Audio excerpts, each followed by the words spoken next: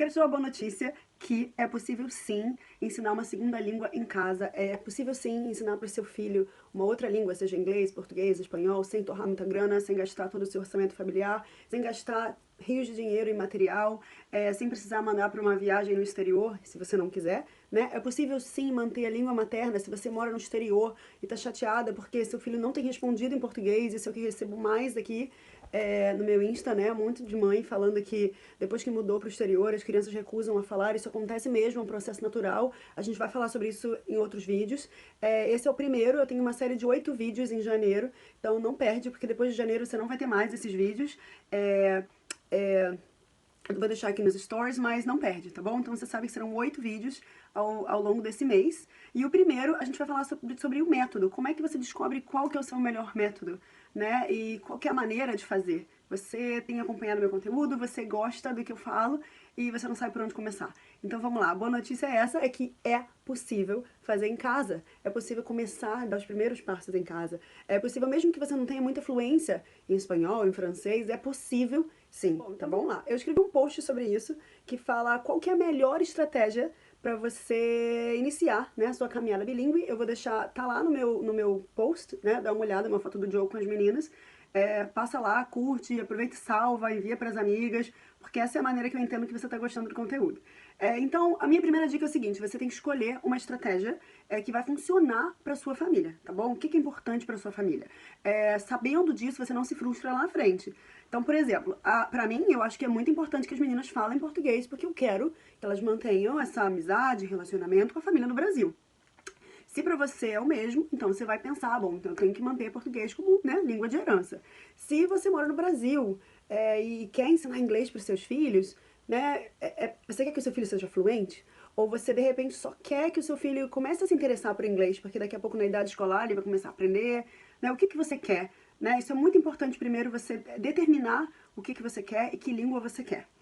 Outra coisa, não existe uma fórmula mágica. Grava agora o que eu vou te dizer, tá bom? Essa vai ser a frase mais importante ao longo dessas 8 semanas. A melhor maneira, o melhor método é o método que se adapta à sua família. É o método que não traz dor, é o método que não traz desconforto. É o método que te deixa feliz e que te traz leveza, tá bom? Qual que é o melhor método? É o que você achar que funciona melhor. É o método que melhor se adapta à sua realidade familiar. Existem muitas abordagens, muitas variações, eu vou falar em outros vídeos sobre elas, ok? Porém, os linguistas, eles determinam, né, eles definiram 3 como as principais. E mesmo assim, dentro dessas 3, tem uma série de variação que eu pretendo falar com vocês também depois. Vou dar porcentagem, vai ser bem bacana. Mais uma vez, não perde, tá? Ativa aqui as notificações pra você não perder. Então, as 3 principais, que seria o OPOL, One Parent, One Language. Essa aqui eu faço com meu marido.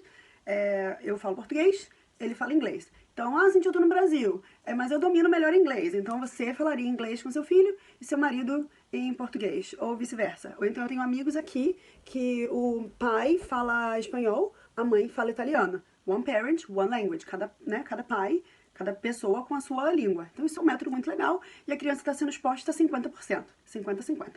Eu não vou entrar agora no mérito da comunidade, porque, né, da sociedade ao redor, porque isso é um tema para um outro vídeo.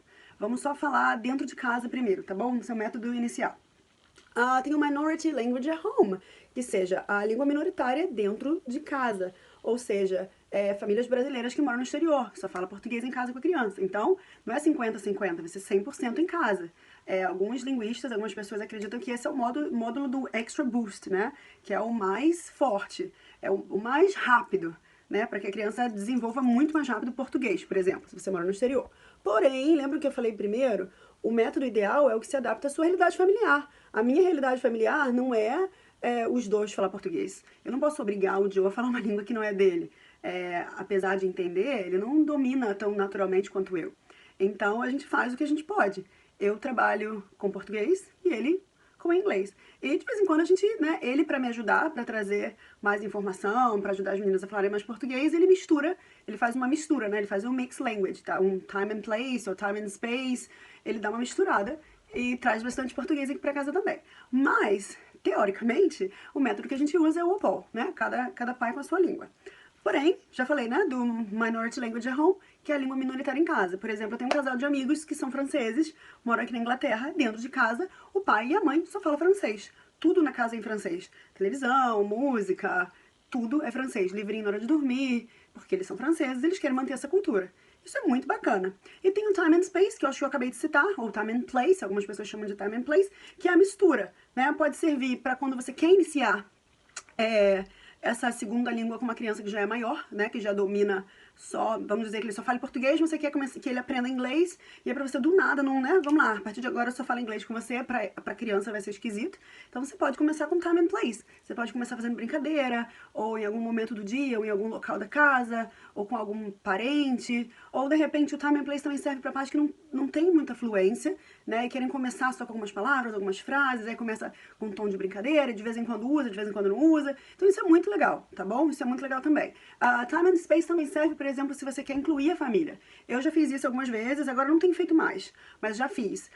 Por exemplo, a família do Joe, reunião de família e tal, Luísa tá lá e aí a avó, a bisavó tava junto e eu quero que ela entenda o que eu tô falando, então eu acabo falando inglês com Luísa. Mas hoje eu tô mais restrita, tá? Hoje, tipo, se eu tô falando com ela, é português mesmo. De vez em quando eu até deixo escapar, falo alguma coisa, se eu percebo que ela não entendeu, mas eu não traduzo. Eu vou falar disso em outro vídeo, tá bom? Então, bora lá. Falei das três, né? OPO, Minority Language at Home, Mixing Language.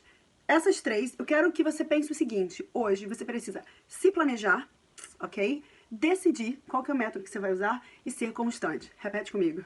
Planejar, decidir e ser constante. E eu tenho certeza que vai dar certo. Não perde as outras 7 aulas. Já ativa aqui as notificações, porque tem conteúdo muito legal pra você. Ó, é só em janeiro, ok?